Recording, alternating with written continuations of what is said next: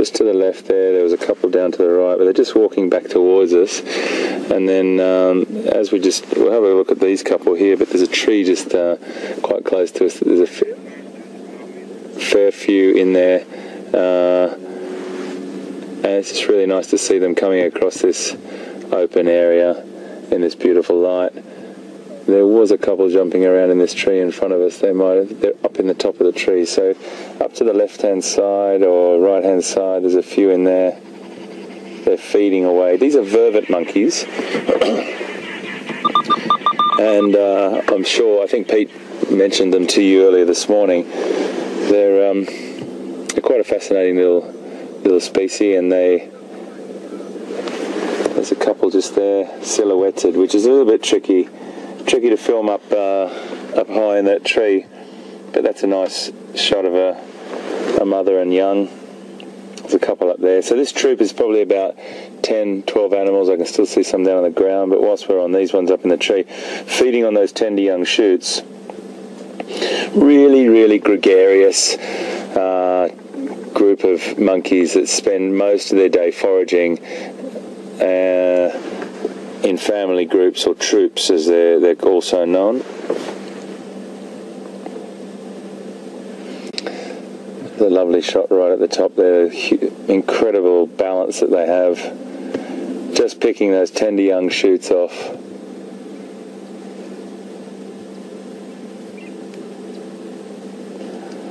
They're pretty incredible in the sense that they eat virtually anything. Anything that's edible, they'll consume. Very adaptive. They can come into human-animal conflict situations as well, because they do love farmers' crops, so they can be a bit pesky at times. But here in this protected reserve, they're at one with the habitat.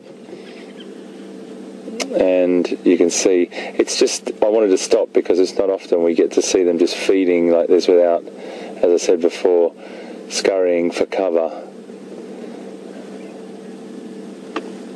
We've had a fair few questions about monkeys. Why don't we see so many monkeys? We don't see many monkeys, and baboons are very, well, not rare, but it's not the most commonest primate that we see. We probably see vervet monkeys more, which we're looking at right now.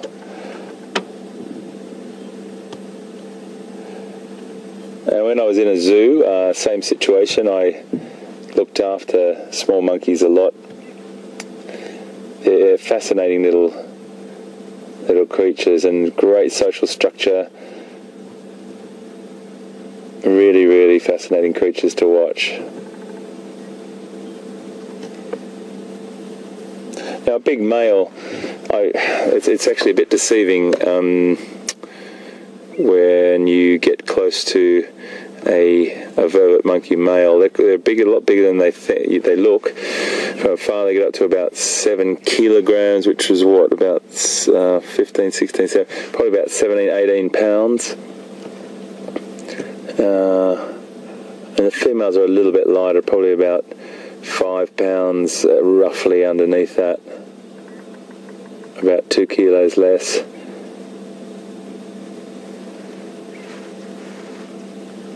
So these guys are diurnal. There's only a few species of primate that we have here in this part of the world that are nocturnal, and that's the bush babies.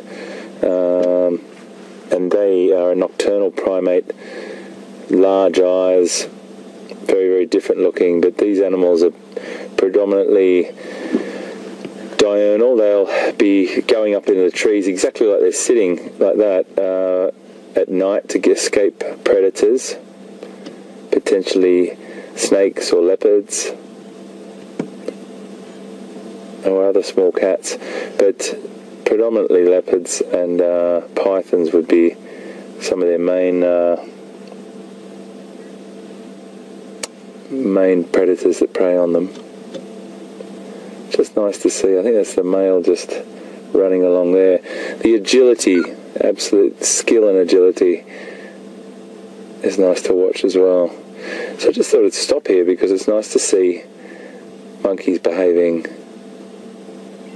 naturally.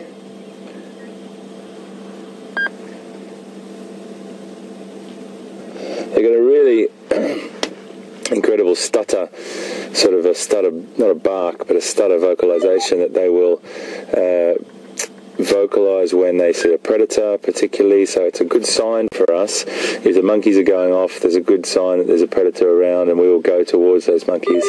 So reading a little bit more of that that script from the bush, or the bush giving you signs and signals of what's going on.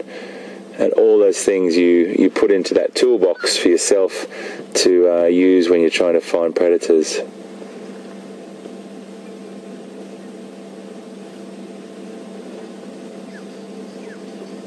So there's a lot of monkeys around that are strictly sort of arboreal, and arboreal, I'm sure most people are familiar with that word, but meaning up in trees or off the ground. Whereas these monkeys will spend a fair bit of time on the ground foraging as well, and that is because they have to. The canopy or the vegetation doesn't allow them to go from tree to tree as easily as in a much thicker wooded forest. So they have adapted, and they spend quite a bit of time out on the ground. They can be quite fast when they need to, but many pairs of eyes and animals up in trees always keep a fine lookout for predators approaching. Okay, I just thought that was a nice little time to stop. So they're found mainly in savanna or this little woodland area, not too densely vegetated.